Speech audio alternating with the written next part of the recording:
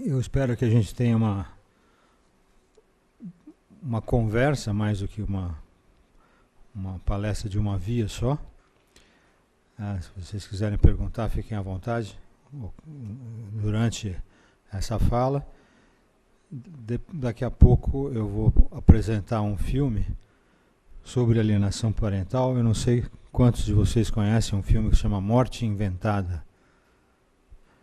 Bom, é uma filmagem sobre casos de alienação parental, tomando depoimentos de filhos e de pais. Depois de muito tempo, os filhos já cresceram, os pais já envelheceram, ou nem tanto envelheceram, pelo menos estão na maturidade, e vão se encontrar ou não se encontrar. E a gente vê o que houve com as pessoas. Quer dizer, parte do que pode ter havido.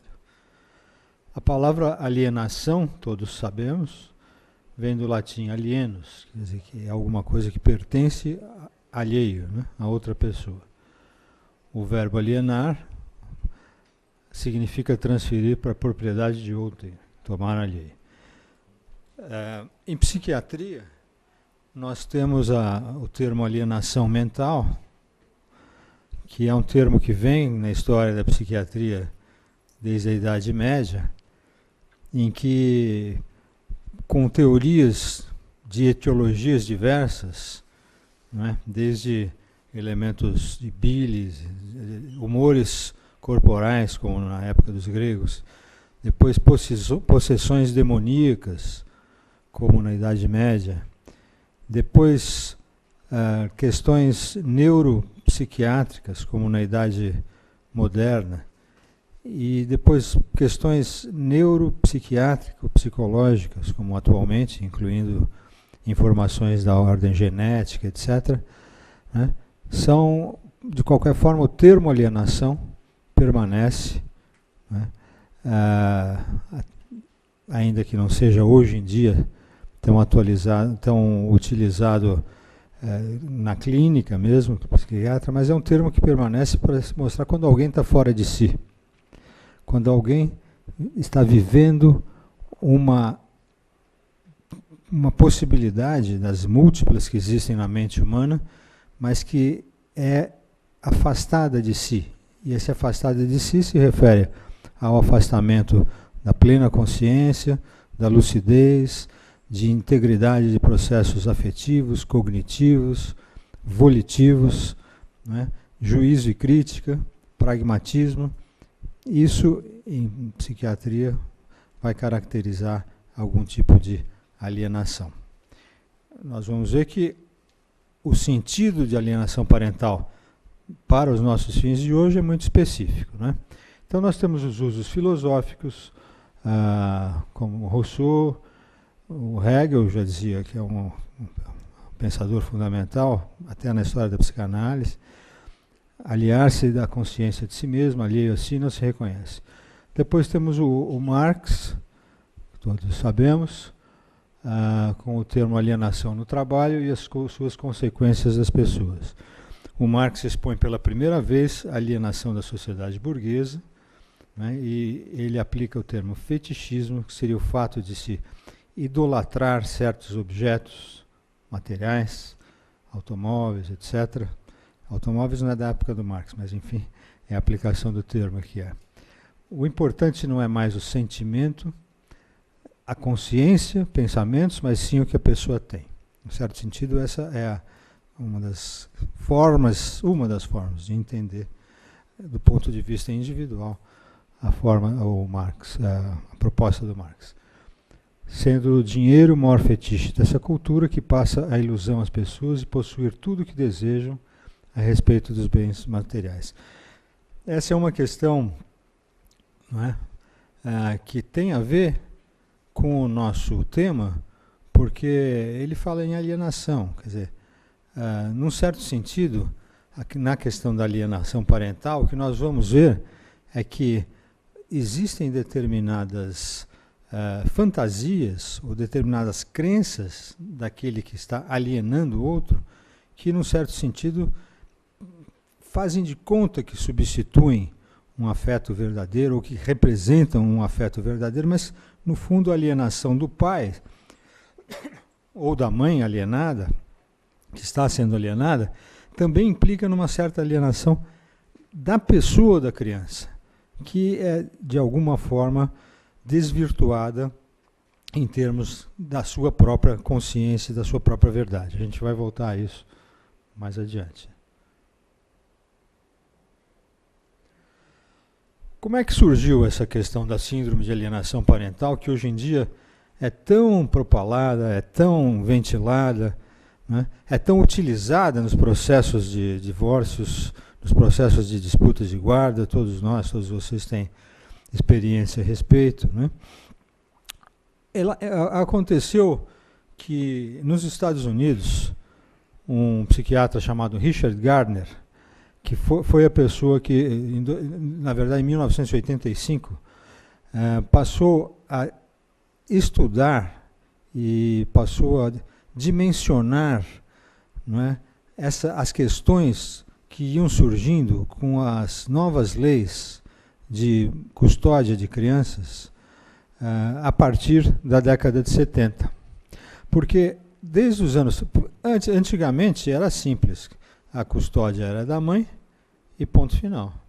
Quando a mãe não tivesse nenhuma condição de ser o guardiã do filho ou da filha, dos filhos, aí sim ia se discutir. Aí surgiu um conceito do que se chama do interesse superior, ou como se diz, o melhor interesse das crianças, que passou na justiça americana, e aqui também, mas eu estou falando de justiça americana porque é um termo criado pelo Richard Gardner, que é da Universidade de Colômbia. Ele passou a ver uma avalanche de processos de guarda, de mudança de guarda, de tentativa de ter a custódia do filho por parte dos pais, principalmente os pais homens, na medida em que o conceito de que a guarda deveria ser dada à pessoa que tivesse melhores condições de cuidar dela, foi o conceito que passou a prevalecer. Então não era mais tácito que a guarda era da mãe. É claro que, na minha experiência, provavelmente na experiência de vocês, a tendência é valorizar enormemente, de fato, a maternidade e a necessidade da maternidade ou da presença da mãe junto à criança em seu desenvolvimento. Mas a questão do pai passa a ser muito mais ativamente colocado na justiça na medida em que muda o conceito de melhor interesse, ou melhor, surge o conceito de melhor interesse, muda o conceito de quem é que deve ter a guarda necessariamente. Porque os pais passaram a ver a oportunidade de ampliar a sua participação, de ganhar a guarda. Depois surgiram as questões da guarda compartilhada, guarda alternada, etc. Bem, ato contínuo a toda ação corresponde uma reação. As pessoas passaram a reagir, as mães. Quando eu digo isso, pais e mães, é porque a grande maioria dos casos é de alienação do pai, mas pode ser o contrário também. Depois a gente pode dar alguns exemplos. Mas uma forma de proteção das mães em relação à guarda, fosse por insegurança, fosse por distúrbios psicopatológicos, fosse por ansiedades diversas relacionadas à separação e à possível perda da criança, e que implicaria em feridas emocionais muito grandes, muito intensas, muito profundas, fosse por questões também, e muito importante esse lado, fosse por questões econômicas, as mães passaram a procurar uma forma de bombardear os genitores que pediam a guarda. E uma das maneiras foi tentar aliená-los da vinculação, do afeto, da relação filho-pai, ou filha-mãe, ou filho-mãe, filha-pai, da criança com o genitor.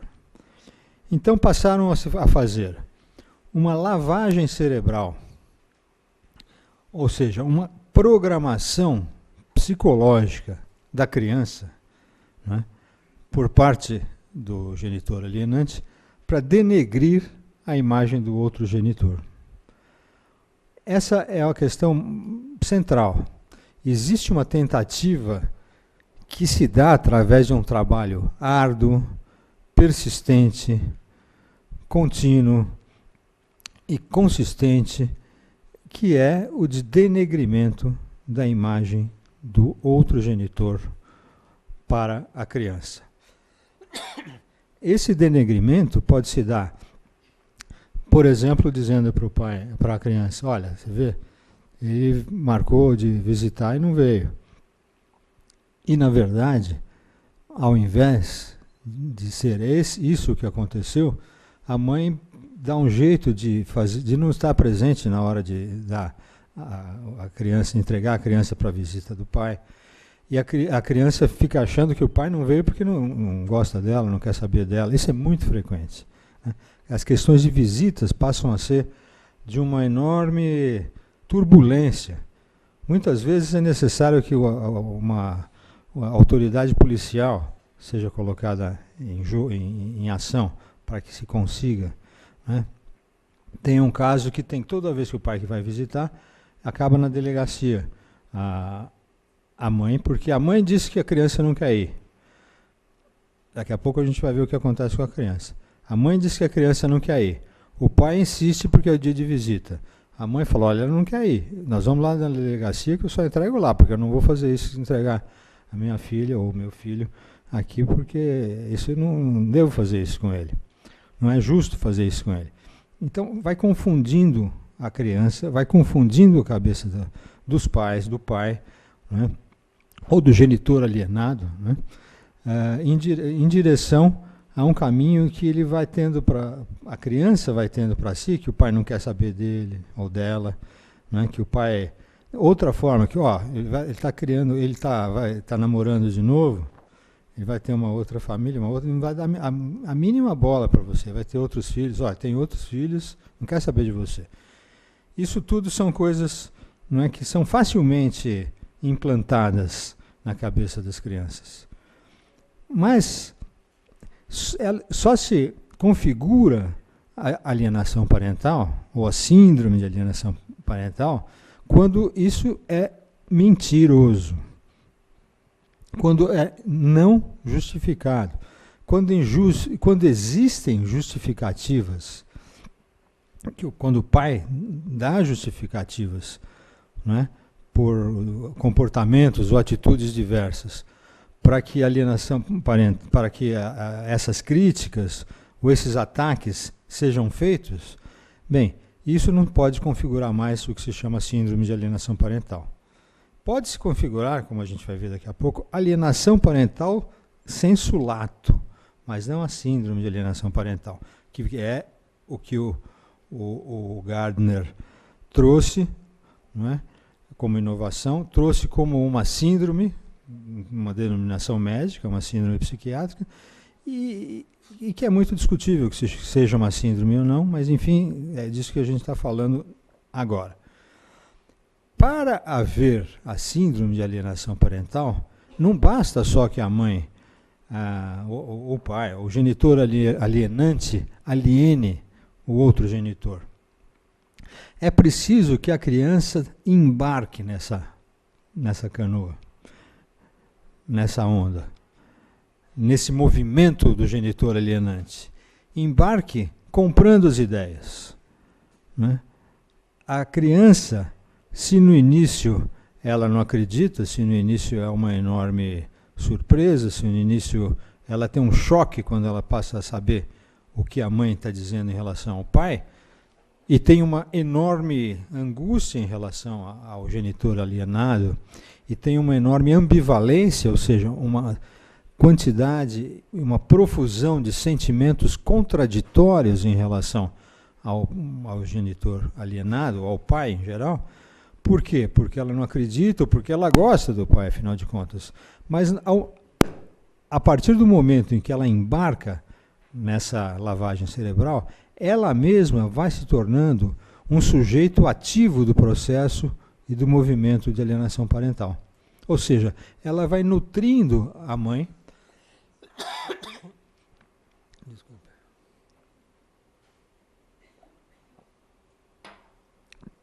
Vai nutrindo o genitor alienado com ideias próprias, com novos aportes, com novos fatos, com novas ocorrências, ou com novas sugestões, para que esse círculo se retroalimente.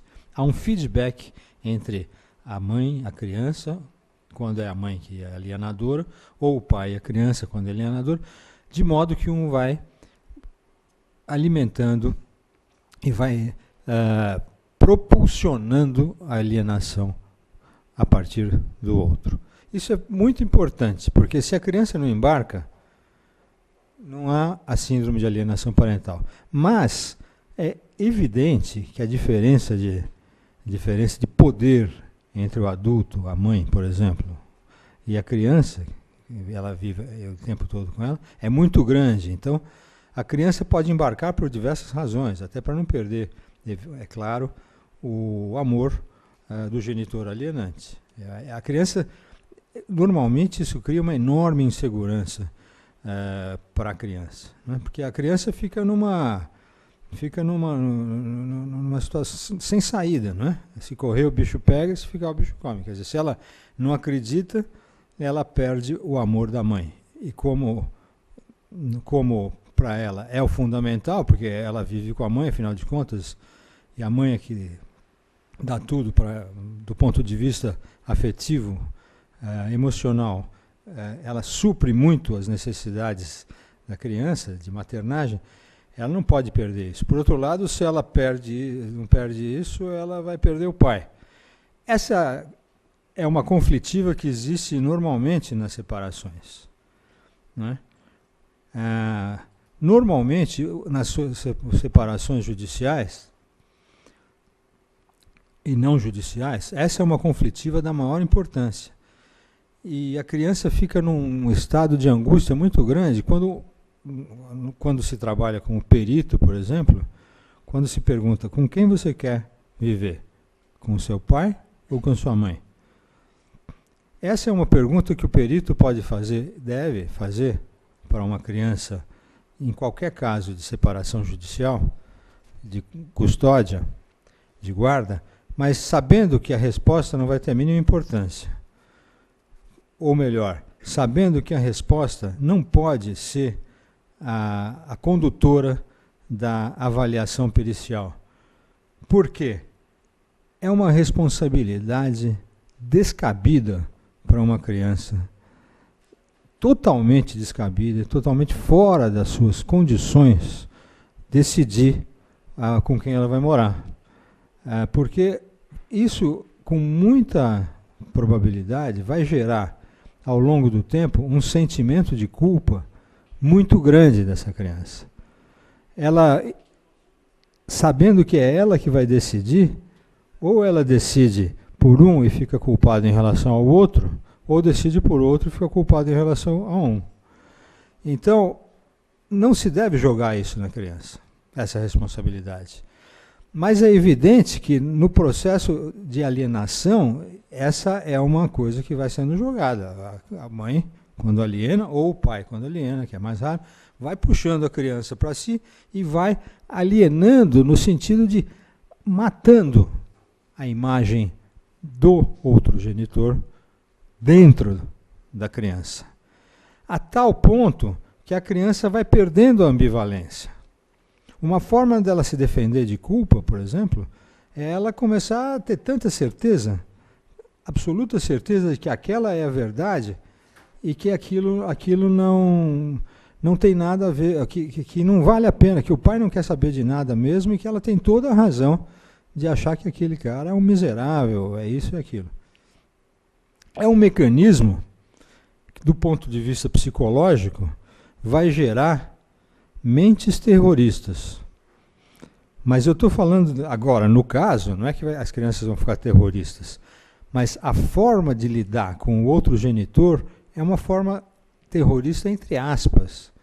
Por quê? Porque não tem conversa, não tem como, é o fanatismo, não tem como convencer que não é assim, uma pessoa que não quer ser convencida. E ela não quer porque ela não pode ser convencida. E ela não pode porque se ela não pensar assim, ela está perdida do ponto de vista de sustentação, de suporte emocional. Então, esse é um artigo de 98 do Richard Gardner. Ele foi escrevendo ao longo das décadas diversos artigos. A SAP, ou Síndrome de Alienação Parental, é um distúrbio que surge primariamente no contexto de disputas por guardas de criança. Embora a disputa seja mais frequentemente entre os pais, pode surgir outros tipos, isso eu não falei, outros tipos de conflito. Pai versus padrastos, pai versus avós, etc. Hoje em dia, nós temos muitos avós que participam enfim, a longevidade. As pessoas vivem mais, os avós participam mais da vida, há mais tempo, né? E não é raro haver alienação dos avós, por retaliação dos filhos em relação aos pais, avós dos seus próprios filhos, né? E eu tenho um caso como assistente técnico, eu tive há pouco tempo atrás, que é muito paradigmático.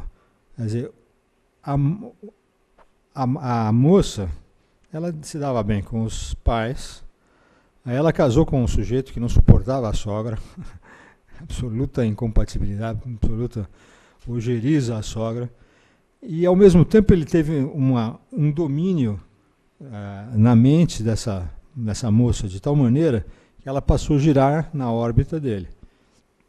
Resultado, os avós maternos, ou seja, a mãe e o pai dela, passaram paulatinamente a ser proibidos por ela de ter visitas. Então os avós recorreram à justiça para, isso vocês têm esses casos, não é raro, para garantir a possibilidade de ser visitados, de visitar a criança. Mas para alienar a avó é até muito mais fácil, porque o contato com os avós é muito menor, né? Por menos que os avós representem ameaça, sejam ameaçadores, é muito fácil no dia a dia você plantar na cabeça de uma criança que aqueles avós não estão com nada e que isso e aquilo outro. Enfim, é importante porque hoje essa é uma questão muito atual e não raro surgem, vocês provavelmente têm casos assim. A manifestação primária, então, da síndrome de alienação parental é uma campanha de denegrimento contra um dos pais. Campanha essa que não tem justificativa, porque é contra um pai bom e amoroso.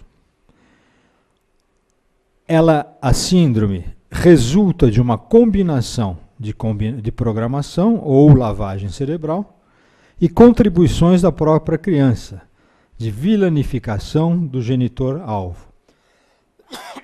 Quando há negligência ou abuso de um dos genitores, a animosidade pode ser justificada, como eu disse, não se aplica. Então, o conceito da síndrome de alienação parental. Induzir a SAP numa criança é uma forma de abuso. E isso é importante do ponto de vista legal. É um abuso, né? Por quê? Porque ela pode resultar uma atenuação ou destruição, que é exatamente o que a pessoa visa, do laço afetivo com um genitor bom e amoroso. E esse é um direito da personalidade, é um direito do indivíduo ter essa relação, ter laços afetivos com pessoas que têm a intenção e a possibilidade e a perspectiva de ter relações amorosas e boas consigo. Relações interpessoais.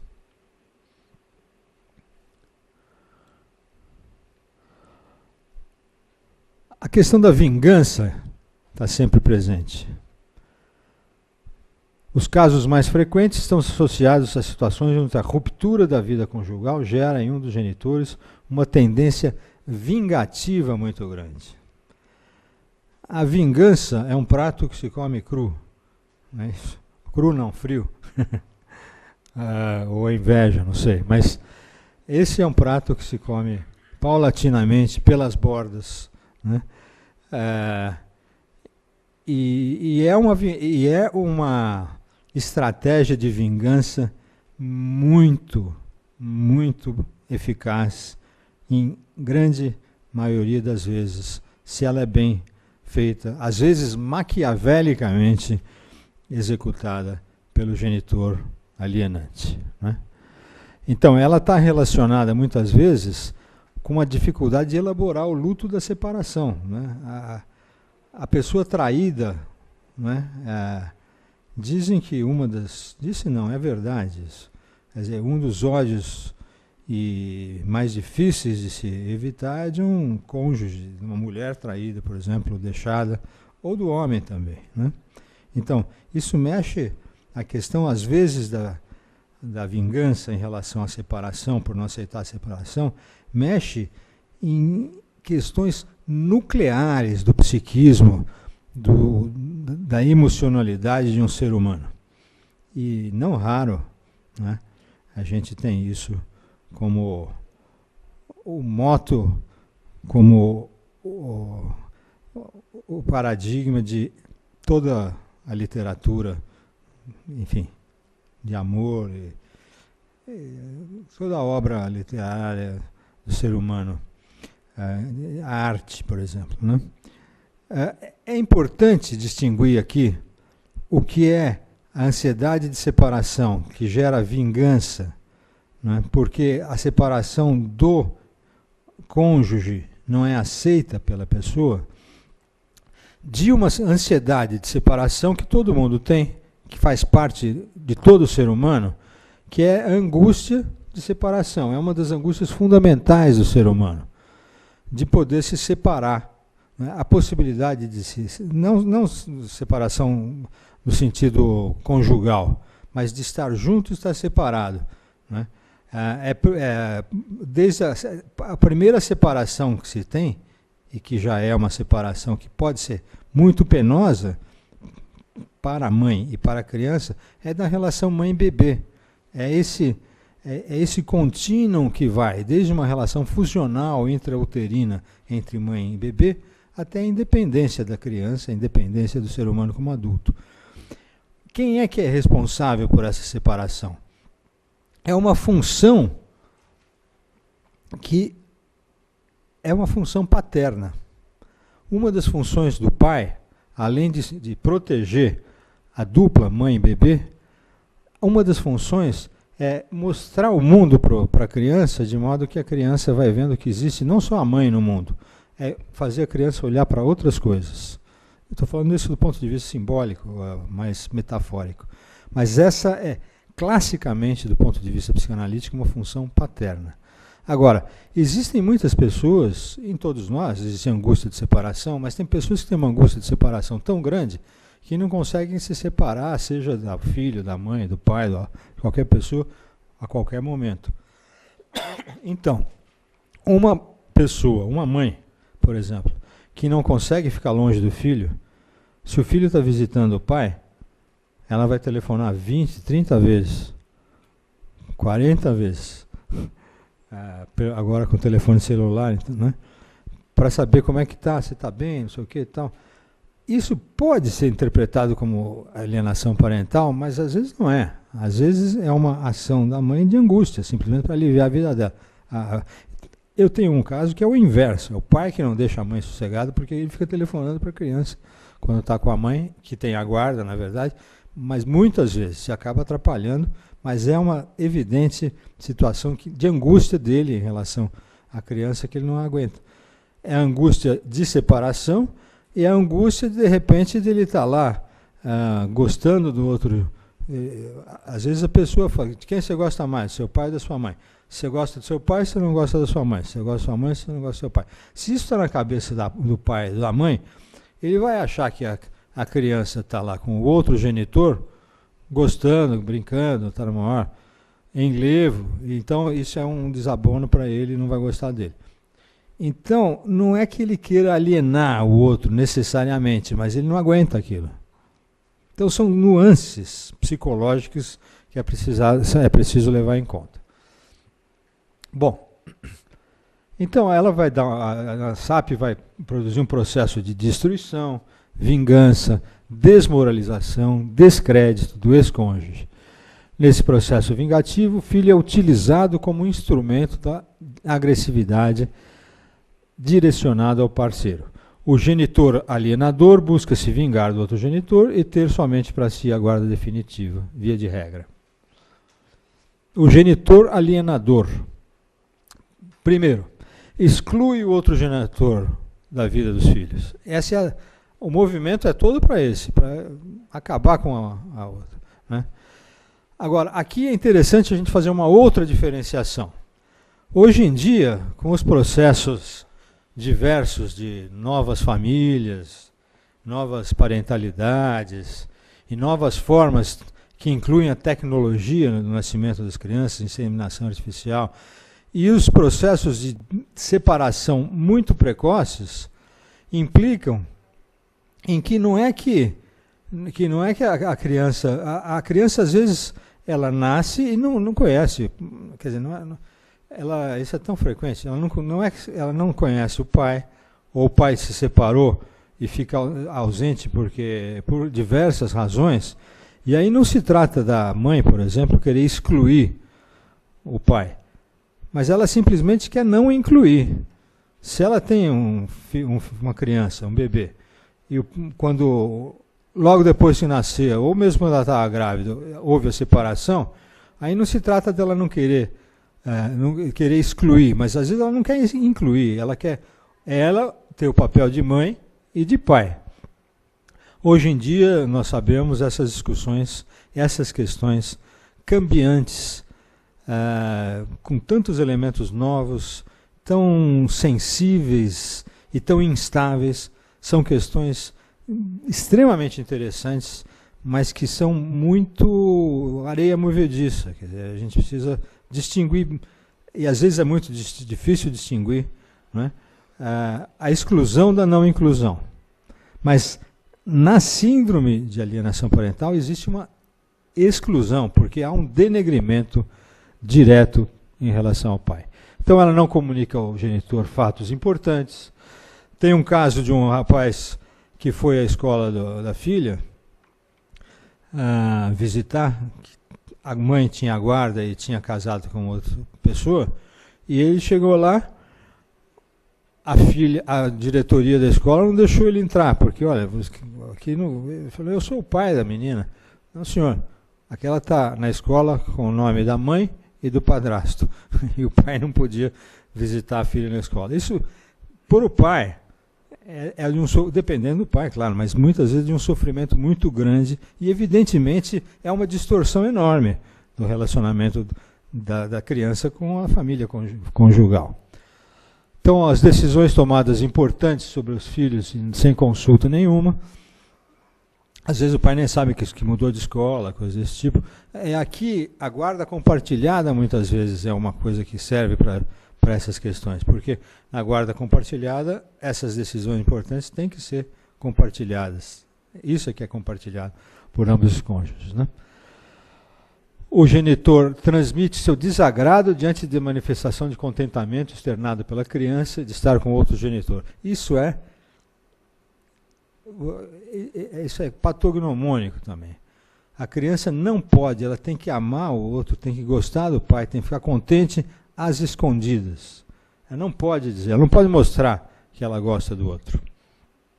Interfere nas visitas, como eu já disse. Ataca a relação entre filho e outro genitor. Ela recorda a criança e vai criando na criança novos fatos ocorridos que levam ao estranhamento com outro genitor. obriga a optar entre a mãe e o pai, fazendo tomar partido, transforma a criança, que é muito frequente, em espiã da vida do ex-cônjuge, quebra, esconde, cuida mal dos presentes que o genitor, isso é muito frequente também, que o genitor alienado dá ao filho, esconde, né, a criança não sabe o que aconteceu, sugere à criança que o outro genitor é pessoa perigosa, denigra a imagem do outro genitor, com comentários, etc. Bom, o que é interessante é que a criança alienada, né, ela vai apresentando um sentimento de raiva e ódio, ela vai comprando a ideia. É aí senão não adianta nada. Mas a criança, paulatinamente e progressivamente, vai comprando essa situação da alienação. E ela vai começando a ter raiva e ódio. Ele se recusa a dar atenção, se recusa a visitar, se recusa mesmo a se comunicar com o outro genitor, com o pai. E vai guardando sentimentos, crenças negativas, que são inconsequentes, já geradas ou inverossímeis. No início, existe uma ambivalência. Então, existem graus. No início, quando é mais leve, a criança vai pouco se conformando, né? Vai entrando um pouco em conformidade com esse projeto da mãe. Mas à medida que a alienação vai se tornando grave, ela assume o time, né? Veste a camisa da mãe, né, do time da mãe, e passa a atacar o pai sem sentimento de culpa. Uma das características importantes da síndrome de alienação parental é a ausência de sentimento de culpa progressivamente, à medida que vai ficando mais grave em relação ao genitor alienado. Agora, essas coisas não são incólumes, né? Não é impunemente, não é sem consequências psicológicas e emocionais, via de regra, que essas questões vão se dar. As crianças vítimas de alienação parental são propensas a apresentar distúrbios psicológicos, como depressão, ansiedade e pânico, utilizar drogas e álcool como formas de aliviar a dor e culpa de alienação. O índice de suicídio é maior, a autoestima é baixa, a dificuldade de conseguir uma relação estável é maior quando adultos, não é? Problemas de gênero, ou seja, a identificação com o genitor do mesmo sexo é fundamental para o desenvolvimento de uma identificação pessoal e sexual satisfatória. É evidente que uma má identificação com o genitor do mesmo sexo pode acarretar problemas de identidade, problemas de gênero. Uma das armas fatais, quase, ou frequentemente fatais, e às vezes quase fatais, da mãe, mais do que do pai, é fazer a seguinte acusação que você lê no processo: abuso sexual. Aí é fatal. Não é pode fazer parte da alienação parental, mas ela é alguma coisa que tem uma configuração emocional, inclusive, um pouco diferente. Mas o abuso sexual, a acusação de abuso sexual é de tal forma impactante que não tem jeito de não ferir, não tem jeito de não deixar uma marca profunda, né, nas relações entre o pai e as crianças. Por quê? Porque é uma acusação terrível, né, do ponto de vista moral. Se a pessoa tem uma moralidade, espera-se que tenha, usualmente é assim, normal, né, ou uma integridade pessoal, é uma coisa que fere extremamente, é muito penosa. E a pessoa fica acuada no corner, né? Ele está colocado na marca do pênalti o tempo todo, porque ele tem que provar, e é difícil provar que não houve abuso sexual, assim como é difícil provar que houve, Existem alguns indicativos, mas conversando, eu fiz uma palestra sobre esse tema na Associação Paulista de Medicina, junto com um promotor da vara de criança e adolescência. Esse promotor, que é uma justiça mais gratuita, ele atende esses casos assim, eu fiquei impressionado, porque ele disse que 100% das acusações dos processos tem alguma, que ele cuida, tem alguma acusação de abuso sexual. Não sei como é que é para vocês isso. Mas é uma arma tão poderosa que ela é utilizada hoje em larga escala. Letal. Porque o indivíduo tem que se encolher, tem que sair de uma posição assim, muito difícil, né? E tem que sair dessa. É um longo processo. Não há possibilidade, porque as visitas são logo suspensas, os juízes em geral decidem em dúbio, e na dúvida vamos proteger a criança, né? Pelo menos essa é a experiência que eu tenho, que a gente tem. E aí o pai fica sem poder visitar a criança, ele fica alijado, e até ele provar que não aconteceu isso, leva um tempo. Ou seja, o dano, pelo menos até um certo ponto, está feito.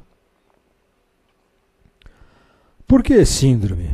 Aí é que os psicólogos, alguns deles acham ruim a palavra síndrome. Mas eu acho que ela tem uma vantagem, porque, apesar de ser um termo médico, ela é um agrupamento de sintomas que aparecem em conjunto e caracterizam uma doença. Então, o que o Richard Gardner quis fazer foi um conjunto de elementos que ele agrupou como se fossem sintomáticos e que caracterizam uma doença. E, nas síndromes, os sintomas parecem, às vezes, disparatados. Uma dor de cabeça, uma cefaleia, um problema de locomoção, um problema de cognição. Não tem nada a ver, aparentemente, uma coisa com a outra, e quando, de repente, você junta um síndrome, que pode ser um tumor, por exemplo. E assim por diante, né? Quer dizer, são sintomas que, por si só, eles não tem nada a ver um com o outro, mas, em conjunto, eles formam um grupo que tem uma consequência, tem uma consistência e uma coerência, que é o que ele quer dizer que existe na síndrome de alienação parental.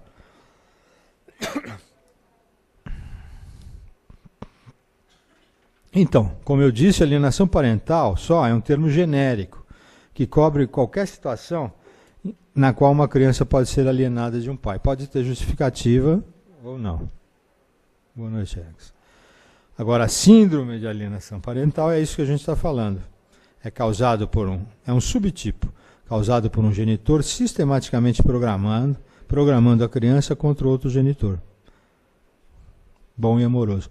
Então, o exemplo que o Gardner dá, alienação parental, ele fala, é como você falar em câncer, o exemplo é forte, e câncer de cólon. Quer dizer, câncer é muito genérico, pode ser N tipos, N localizações, N estágios, etc. E você falando em câncer de cólon é uma coisa muito específica, pelo menos do ponto de vista localizacional. E é isso que ele quer, com isso ele quer diferenciar a síndrome de alienação parental. Bom, como eu disse, então tem essa progressão, ela de leve, moderada para grave.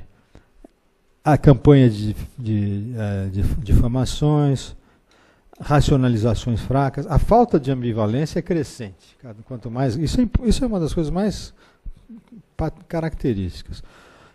Com, então, o suporte ao genitor alienador. Criando o que se chama de o fenômeno do pensador independente, quer dizer, a criança vai criando os novos coisas. Ausência de culpa, cenários emprestados, quer dizer, vai se inventando cenas, fatos, pseudo-fatos em que se vai acreditando. Os comportamentos durante as visitas vão mudando, os laços com o alienado vai mudando. Bom, aí tem as questões legais que eu não vou entrar porque não é a minha... Eu gostaria, eu não sei quanto tempo... eu gostaria de passar uns 20 minutos de um filme sobre alienação parental, pode ser? Tudo bem? Tá. Então, agora eu preciso saber mexer aqui.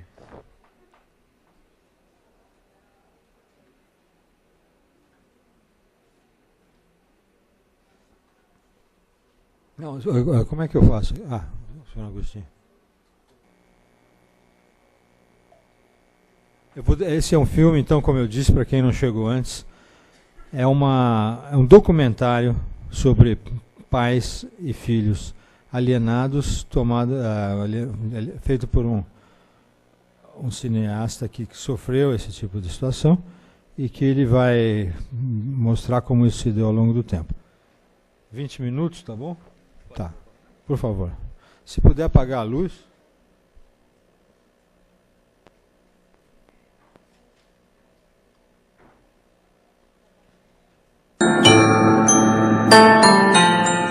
Como é que abaixa o som?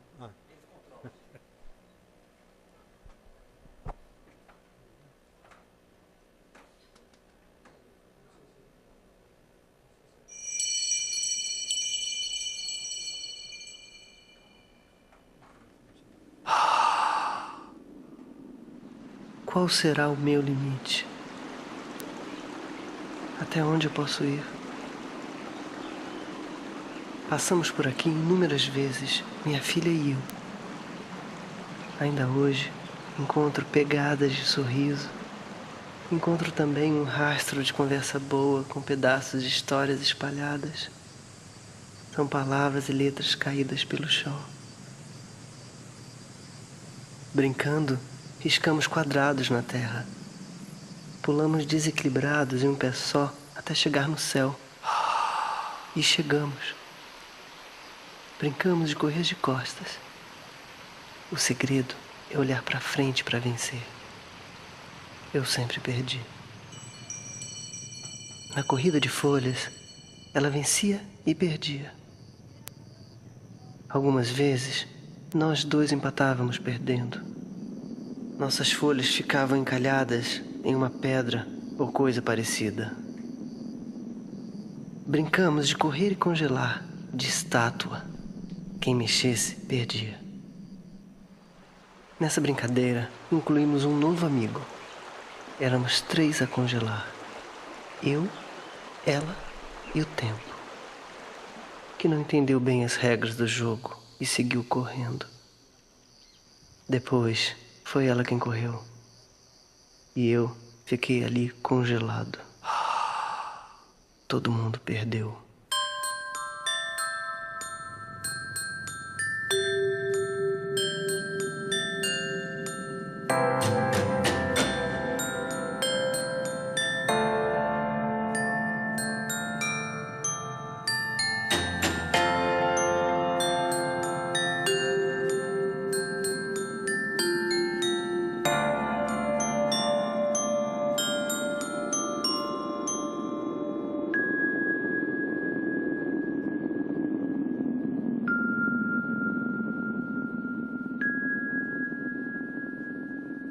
Um genitor é alterar a percepção da criança sobre o outro genitor, né? E em alterando essa percepção, ele faz odiar. Uma criança ter um pai morto vivo, quer dizer, matar um pai em vida, matar a imagem do pai ou de uma mãe dentro de si em vida, é muito complicado para ela conseguir sobreviver a isso. Então, quando você aliena um filho, tirando dele, né, a possibilidade de ter o outro genitor, de ser criado pelo outro, eu entendo até que ele está infringindo um dos direitos da personalidade, que está lá no Código Civil. Direito ao nome, direito à família, direito ao sangue, são coisas que são irrenunciáveis. Eu não posso renunciar ao meu direito ao nome, eu não posso renunciar ao meu direito ao sangue da família. Se é um direito irrenunciável, genitor nenhum tem o direito de tirar esse meu direito, de ter essa convivência familiar. ela foi num lugar onde a gente comprava a crédito e ela comprou um salário e meio meu de bombons, balas, biscoitos, distribuiu para todo mundo. Aí eu soube, quando eu cheguei em casa, só tinha a minha roupa jogada, mas estava lá. Ele só se falava mal dele, ao ponto de não falar nem o nome, então eu não sabia o nome do meu pai. A gente não tinha fotos, a gente não tinha nada. O que contavam pra gente é que ele era um bandido, ele tinha traído a minha mãe, batido nela, tentado matar. Que ele largou a gente, que ele não tinha interesse em ver a gente. Eu me sentia muito agredido, muito humilhado por ela, pela justiça, pela família dela. Eu sentia uma angústia muito grande dessa figura, desse mito que eu não podia saber, que eu não podia ver, nem podia falar o nome, que era meu pai. E eu queria ter uma foto, eu procurei várias vezes, assim, remexi vários papéis. Eu fiz muitas tentativas e não consegui nenhuma o meu intento de vê-las, exceto quando a mãe teve interesse de conversar comigo. Aí chego lá, elas duas estão lá me esperando, feito um bichinho assim, assustado, né? Eu lembro que eu fiquei com muita raiva quando ele apareceu. Mas aconteceu uma coisa nessa época que também foi muito marcante pra gente, assim, e consolidou essa história que a gente estava vindo. E no dia seguinte ele marcou minha mãe disse que ele ia vir nos buscar para jantar. Então a gente ficou prontinha, esperando, e ele nunca apareceu. E aí a minha mãe disse assim, olha, tá vendo como ele não vem? Ele não quer saber de vocês mesmo. Ele já tá com outra mulher, já tem outro casamento, mora em outro lugar. Seu pai agora é esse mesmo. Só que pro meu pai, ela fez outra história. Ela combinou com ele dele nos levar na praia. E ele e a minha madrasta, né, ficaram num carro na entrada do bairro onde a gente morava, esperando por nós, assim, várias horas seguidas, e a gente não apareceu. Aí depois ele ligou pra minha mãe falou, pois é, elas ficaram tão abaladas. E eu acho melhor você se afastar mesmo, vai ser melhor pra todo mundo, você já tem uma nova família, eu também. Aí eu tomei uma decisão na minha vida, eu não vou interferir. Vai chegar um momento onde elas adultas, eu vou procurá-las. Era um misto de raiva e um misto de frustração, né? Poxa, você tá aqui, tinha que ter estado aqui antes. E a coisa ficou muito pior depois no dia seguinte, né? Que ele não apareceu pra gente, mas na verdade foi tudo uma armadilha que minha mãe plantou. E era uma coisa assim, eu ao mesmo tempo que eu queria que ele estivesse mais presente, eu fiquei com muita expectativa que ele voltasse outras vezes, ao mesmo tempo eu queria que ele não voltasse nunca mais, que nada daquilo tivesse acontecido e que toda essa história fosse apagada, assim. É uma coisa muito confusa. A alienação parental, muitas vezes, ela vem como forma de vingança, né? Então eu tenho ódio do parceiro que me traiu, que me abandonou, que não foi do jeito que eu achei que tinha que ser. E aí eu resolvo, né, me vingar dele. Na época, minha mãe achava que ia para Recife para voltar com meu pai, para ficar lá. Eles, a princípio, não iam morar juntos. Ele arrumou um apartamento lá pra gente, montou pra minha mãe, pra mim e pro meu irmão. A gente se matriculou na escola, foi tudo e tal. Eu acho que a minha mãe achava que ia ficar com ele de novo, sabe? Que era uma chance de voltar. Mas aí, no meio do caminho, tinha uma outra mulher na vida já do meu pai, que ele já estava com outra mulher.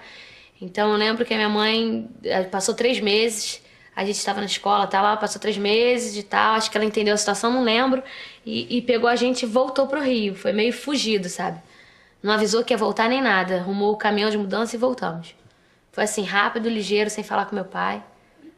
Mas já vivia realmente com uma pessoa, entendeu? Eu gostava muito dessa pessoa. E cedemos, eu e ela morávamos nesse apartamento na Torre, que é um bairro nobre lá do Recife. E fui morar próximo do meu trabalho e cedi o apartamento para a mãe de Rafael e de ele. Ela se transferiu então para aqui, para Recife. E começou um outro inferno, entendeu? Por quê? Eu acho que ela se sentia muito solidão, aí inventava que Rafaela estava doente, ou inventava que Diego estava doente, porque vinha correndo de madrugada, o menino está morrendo de febre, não sei o quê, fazendo tudo para que eu tivesse atrito com a pessoa que eu estava vivendo. Então, até os meus 15 anos, mais ou menos, ele vinha com frequência para o Rio de Janeiro, por causa do trabalho dele. Então, de 15 a 15 dias, ele arrumava uma coisa para fazer aqui e vinha. Então, a gente tinha esse contato com ele, mesmo ele morando em Recife, dele vir para cá. Como teve essa coisa da separação, da minha mãe ter sido enganada, a gente ficou muito do lado da minha mãe, sabe? Eu e meu irmão, então a gente tomou muitas dores. Então, a gente achava realmente que meu pai tinha sido um grande filho da puta e... Então, a gente tinha uma dificuldade até de lidar com ele, assim, era complicado de estar ali com ele, sabe? Porque a gente se sentiu muito traído também, sabe? Eu não sei qual era a verdade, se ele tinha prometido que ia ficar com a minha mãe, ou se a minha mãe já sabia que ele tinha uma outra mulher lá, mas eu sei que a gente, no meio do caminho, a gente ficou muito do lado da minha mãe, então... A gente negou muito essa coisa de estar com meu pai também, sabe?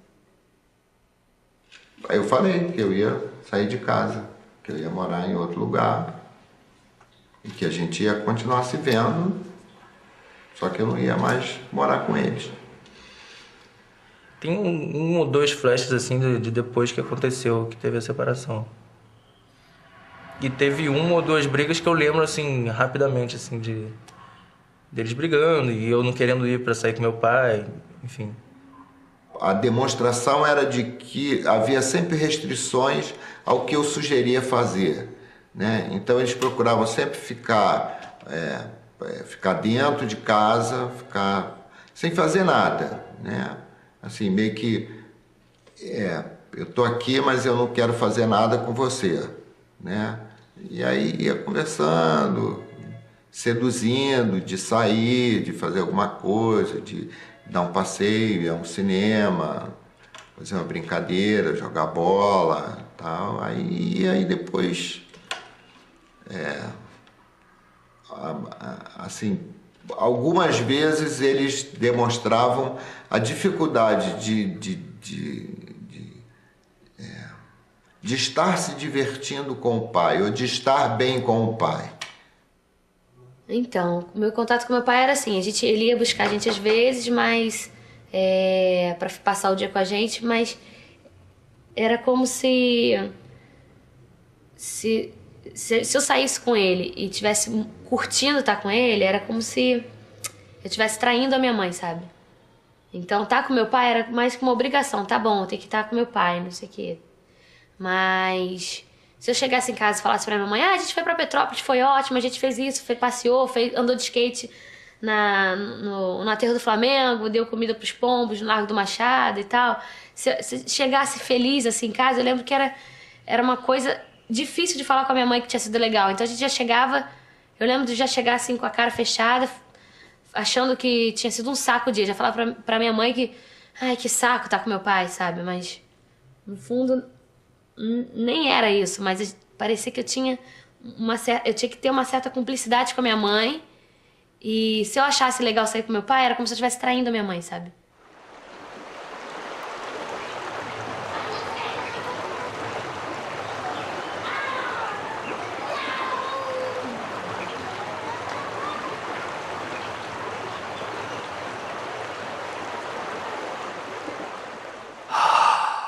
A visita, o final de semana com o pai, com a mãe, com quem a criança não mora, é um momento em que ela realiza a divisão da família dela.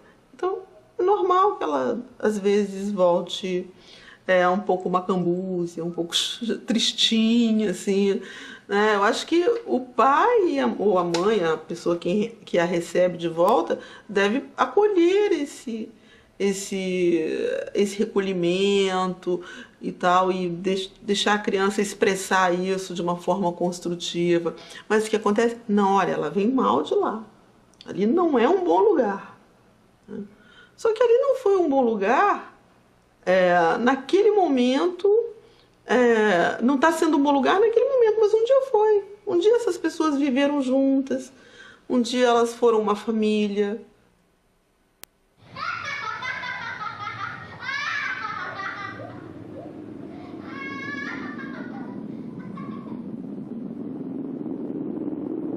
Só agora, a essa altura da vida, fui conhecer o mais amargo dos sentimentos.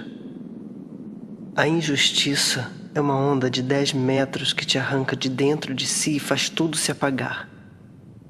Falta chão, falta ar, falta voz. Você perde o prumo, perde o rumo. Não sabe mais para onde fica o céu.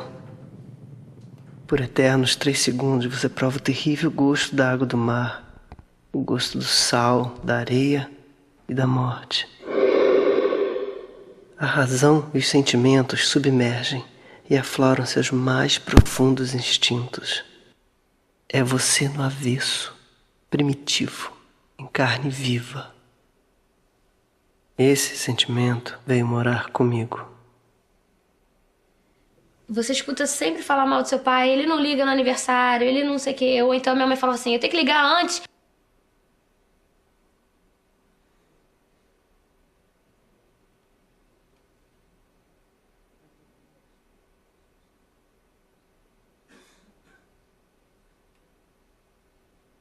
Bom, como é que a gente faz aqui?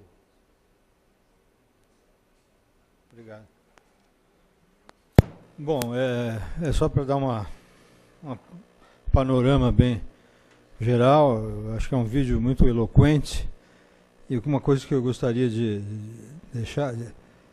frisar, é que essas pessoas, essas crianças, elas são crianças que viraram adultos, são razoavelmente... emocionalmente elas têm uma condição razoável, aparentemente, claro. Mas